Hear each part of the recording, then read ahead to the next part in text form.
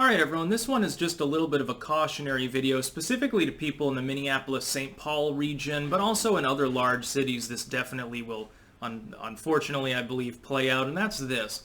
Unfortunately, because of the toxicology report coming out, and we now know that Georgefloyd overdosed. He was not asphyxiated by the arresting officers in the case of George Floyd's death. He was on a massive amount of fentanyl and I think also cocaine and a few other things. Now, there are lesser included charges in the case against the main arresting officer, the one that was kneeling on George Floyd's neck, Derek Chauvin. The main charge is murder 2. Keith Ellison upped it from murder 3 in order to try to quell riots, and at the time it seemed like a good idea because it looked like it was a fairly obvious case of homicide. The problem is we now know that's not the case. George Floyd did not die as the result of being knelt on by Derek Chauvin. He's not going to get declared guilty, I think, of murder 2. I think it's a stretch to believe that. It's likely he will get charged with negligent manslaughter. It's possible criminal negligence in a general sense, I think, could stick. Even then, though, it's not a sure bet. It's possible he gets acquitted on every charge. If that happens, Minneapolis-St. Paul will look like the Rodney King riots. It'll probably be worse. It'll at least be as bad as Ferguson. Millions of dollars in damage will be done. Lives potentially will be taken. There will be numerous assaults. There will be attacks on businesses. There will be looting that's attendant to the rioting. And this is almost certainly going to happen. I'll tell you why, because even if he gets charged with murder 2 and the judge throws the book at the dude and gives him effectively the rest of his life in prison, there will still probably be riots thereafter. It won't be a closed case. We've already seen everything that the initial rioters wanted, they got, and they still continued to riot. People in other cities that have nothing to do with George Floyd and certainly are not interested in police reform are rioting even to this day because it's partially a political offshoot. Partially, it's looting driven, I think, by a combination of economic factors. We're in a recession. A lot of those people are probably unemployed. The kids aren't back in school, so they're free to riot potentially all night.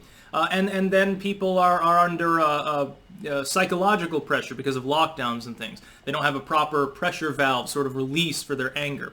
So if they're angry at all, they see riots going on, maybe they join in. And a lot of those people probably otherwise wouldn't. I think that if the lockdowns weren't there and there weren't an economic factor, half of the people that are rioting wouldn't be rioting, in all honesty, because they're not even politically motivated, let alone by police brutality reform. The fact is that Derek Chauvin's not responsible in the explicit sense for the death of George Floyd. It was a contributing factor, but keep in mind, link in the description, what the defense is going with, and it's really smart, and I think it'll work, is the idea that based on additional footage of the arrest, which was never supposed to be public, I wonder fucking why, based on that, we know that George Floyd was already suffering respiratory distress and having cardiac symptoms minutes before he was knelt on. He was not cooperative, as was the initial story. He was resisting arrest. Now, that's not a reason to kill somebody, but the problem is he probably would have died even if he weren't being under arrest at the time. They're going to make the argument, and again, it's 50-50 as to whether it works or not. This would eliminate all the charges. They're going to make the argument that he was already a ticking time bomb. He was dying anyway. He was literally already freaking out. His heart rate was probably, 200 or some crazy shit. He was already dying. He would have died of the overdose regardless of the arrest. The lesser topic that you can bring forth is, okay, well, this exacerbated the situation, led to his death, but Derek Chauvin didn't kill him because asphyxiation was not even involved and the kneeling practice is otherwise legal. It is sanctioned for use by the police force there in Minnesota. Whether you agree with it or not, at the time, that was the operative procedure allowable to Derek Chauvin and did not directly cause his death. Murder 2 is probably not going to stick. Lesser included, maybe. The problem is, as we've seen with the rioters, basically there are 3 possibilities. He gets murder 2, which I think unlikely. Judge throws the book at him. You'll see some looting and sporadic rioting anyway, probably locally. It won't really contribute to anything on a national scale.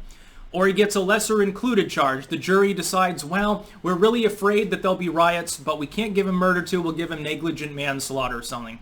Even if he gets a max sentence of, 3 or 4 years in prison, I think, at that point, eventually gets out.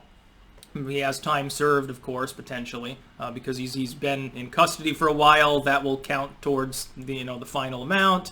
He'll get let out in a year for good behavior. He'll be on parole or something, suspended sentence. Regardless, it doesn't matter if the judge goes more lenient or judges him more harshly and goes more hard line for largely political, I would say, purposes at that point. It won't stymie the rioting at all, especially in Minneapolis, St. Paul. It'll be worse than the rioting from before, because these people say, well, no justice, no peace, no brutal police. He was white and he killed a black man. He's racist, and because he was white, he got a lesser sentence. Because he's white, he'll be out of jail in a few years, and he's a danger to everyone. Or, and this is also possible, he gets no charge at all. He gets acquitted on everything. Minneapolis, St. Paul at that point is a fucking tinderbox. So keep that in mind. My advice to people in that area is, if you have the ability to move, since the city's obviously run by lunatics, you should move. If you can't, you should probably be armed. You should probably consider the possibility that for the weekend, that they deliver the verdict on or whatever, you probably shouldn't be there. You should probably go on vacation. Go somewhere, go to a nice motel a few miles away from the inner city. I wouldn't even stay in the suburbs. I mean, if I was a suburbanite in Minneapolis, St. Paul, I'd be crazy anyway at this point to stay, regardless of what happens with the case. It's going to blow up like LA, riot style. It's going to look like Ferguson. Huge amounts. If I had a shop there, I would be preemptively boarding up my shop front and pretending that it was empty and had gone out of business. I'd put gone out of business, foreclosed signs all over it, make it look derelict beforehand, so that it hopefully wouldn't get targeted at least by the looters. You know, that's probably a good strategy. You should think of the possibility.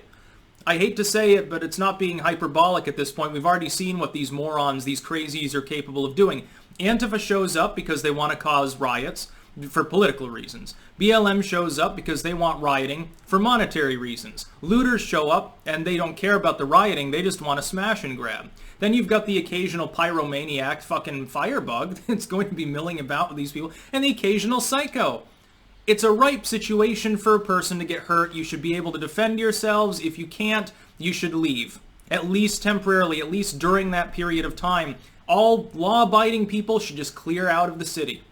Have a mass exodus. Show the Democrats, by the way, you vote with your feet. Show the nation what really happens when you have defund the police bullshit policies and then you have a bunch of rioters show up. That's about all. Peace out.